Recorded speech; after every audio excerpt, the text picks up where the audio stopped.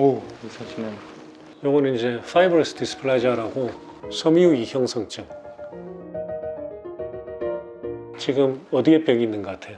이게 되게 하트 이런 쪽. 그쵸. 네. 거기 반대편도 그 부분에 병이 있고 뼈 소개가 정상이 아니거든요. 또 피질골이라고 뼈가 두꺼워야 되는 부위도 굉장히 얇고 뼈도 굉장히 커져 있고 말 그대로 섬유 이형성증. 뼈 속에 뼈가 있어야 되는데 뼈가 안 있고 섬유질이 있다라는 거예요.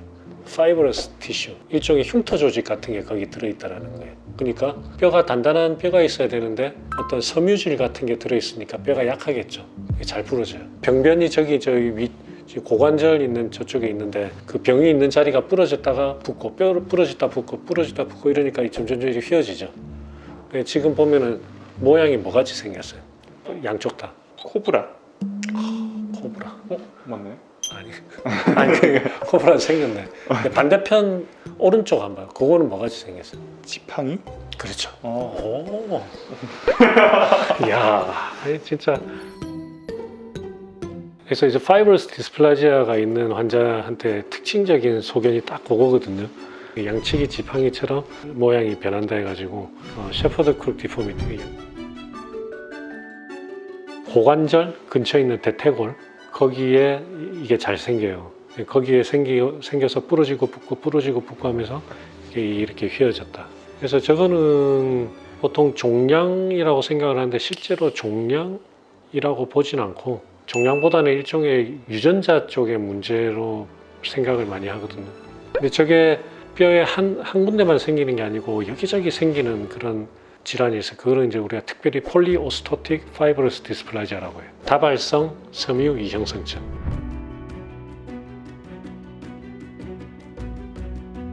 이런 것들은 이제 유전자 변이하고 관련이 많죠. 뭐 매쿠나일브라이트 신드롬 이런 거 있거든요. 그런 희귀성 질환들이 이런 폴리오스토틱 파이브러스 디스플라지아를 많이 가지고 있죠. 그 발음 연습을 하세요? 어떻게 그게 한 번에? 이건 우리가 그냥 공부해서 자료 찾는데 이제 힘들어서. 내가 나중에 이야기해 줄게. 적어줄게. 이거가 그러면은 고관절에 많이 생긴다고 하셨는데. 그렇죠. 이제 딴 데도 생길 수가 있는데 고관절에 생기면 여기가 이제 체중을 지탱하는 구조니까 그렇게 많이 휘어지죠. 저런 식으로. 이런 것도 근데 이제 치료가 돼요. 그런 분들을 제가 치료하잖아요. 그러니까 제가 하는 분야 중에 하나죠.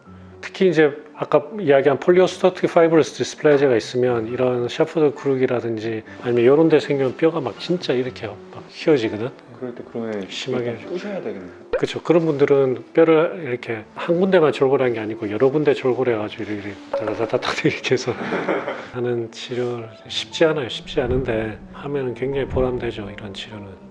이것도 마찬가지로 이런 것들이 폴리오스토틱 파이브러스 디스플라지아예요. 뼈 속이 뼈로 차 있지가 않고 섬유질로 차 있다는 거죠. 그렇죠? 까만 데가 있죠. 그러니까 잘 부러지는 거예요. 이거는 연골 무형성증. 연골 무형성증은 엑스레이 안 봐도 생김새나 이런 것만으로도 알 수 있어요. 에이콘드로플라지아. 특징이 딱 있네요. 연골무형성증. 생김새들의 특징이 있죠. 어떤 특징이? 이 얼굴만 보면 알 수 있어요.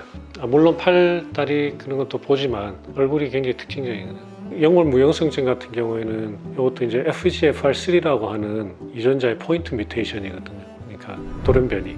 FGFR3의 돌연변이에 생기는 거라 막 무작위예요. 그래서 부모님이 정상이라고 해서 내 아기가 무형성증이 아니다 이렇게 안심할 수는 없어요. 희귀 난치성 질환 중에는 지능도 영향을 받을 수가 있거든요. 근데 그 무형성증 아이들은 지능은 정상이에요. 파이브러스 디스플라지아 다 정상이고 실제로 IQ가 통계적으로 어떤 차이가 있는지 모르겠지만 제가 이렇게 무형성증 아이들 치료하면서 보면 대부분 똑똑해요. 반지의 제왕 알죠? 라니스터 집안, 티리온 라니스터 나오잖아요. 그런 분의 생김새가 전형적인 연골 무형성증. 굉장히 명석합니다. 이것도 마찬가지로 이제 연골무형성증. 예, 연골 무형성증의 특징적인 소견들이에요. 우리가 뼈를 만드는 그런 기전 중에 엔콘드랄 오시피케이션이라고 하는 기전이 있는데 거기에 장애가 생겨요. 그렇기 때문에 그게 이제 주로 뼈의 길이를 담당하는 그 기전이거든요. 그러니까 성장판에 문제가 생기는 거예요. 그렇기 때문에 이제 키가 저신장, 키가 작고 한마디로 성장판이 큰 데가 더 영향을 많이 받기 때문에 팔, 다리 영향을 많이 받고 몸통 성장은 거의 정상이에요. 팔 중에서는 여기 하완보다는 상완이 더 영향을 받고 다리에서는 아래쪽보다는 허벅지가 더 짧아지고 이런 이제 형태를 가지죠. 이런 경우에 제가 이제 사지 연장술을 하잖아요, 그죠? 그 팔다리를 연장을 하는 거니까 무형성 증아이들은 저한테 많이 옵니다. 마지막. 중요한 거 많이 찾았네요. 엑스레이로. 저분 엑스레이는 아닌 것 같은데 이런 거는 MHE라고 하죠. MHE Multiple Hereditary Exostosis 유전성, 선천성, 다발성 외골증. 외골증이라고 해서 오스테오콘드로마라고 해가지고 골연골종이라고 있어요. 기본적으로 양성입니다. 이거는 양성, 암이 아니에요. 암이 아닌데 드물게 저기 일부가 악성 종양으로 발전하는 경우가 있어요. 골육종. 그렇기 때문에 저는 이제 평생 잘 봐야죠. 관찰을 해야 되는 거예요. 이런 데 많이 생겨요. 그래서 이런 데 볼록 뼈가 하나 이렇게 튀어나오는 거예요.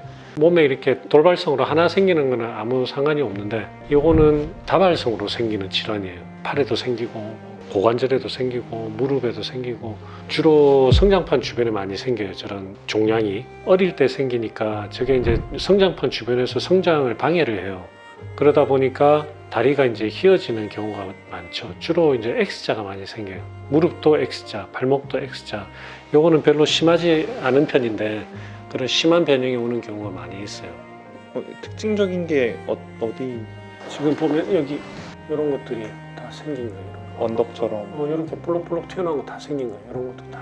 저것도 이제 우리가 유전자 중에 EXT1, EXT2 이런 것들의 유전자에 그 문제가 생긴 거거든. 그 유전성이기 때문에 상염색체 우성 유전을 하거든요. 우리 몸에 염색체가 몇 개가 있어요? 2개. 그는 성염색체. 그 염색체가 총 46개 쌍으로 있거든요. 그래서 23쌍이 있잖아요. 23쌍. 그래서 상염색체는 22쌍, 성염색체가 1쌍. 23쌍이거든.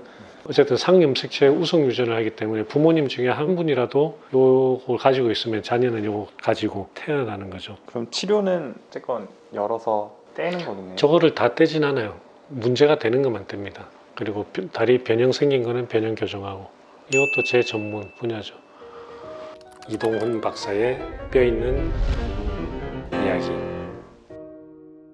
지금 오늘 PD가 찾아온 질환들이 정형외과 희귀난치성 질환 중에 되게 중요한 것들이에요. 근데 보통 정형외과 의사들은 요거를 거의 안 보죠. 이런 질환들은. 그러니까 제가 개원을 하면서도 개원이가 저런 희귀난치성 질환들을 하는 게 좀 그런데 근데 저는 이제 저걸 하는 이유가 제가 이제 세브란스에서 보던 것들을 지금 제가 계속 그대로 하고 있으니까 굉장히 의미 있고 보람됩니다.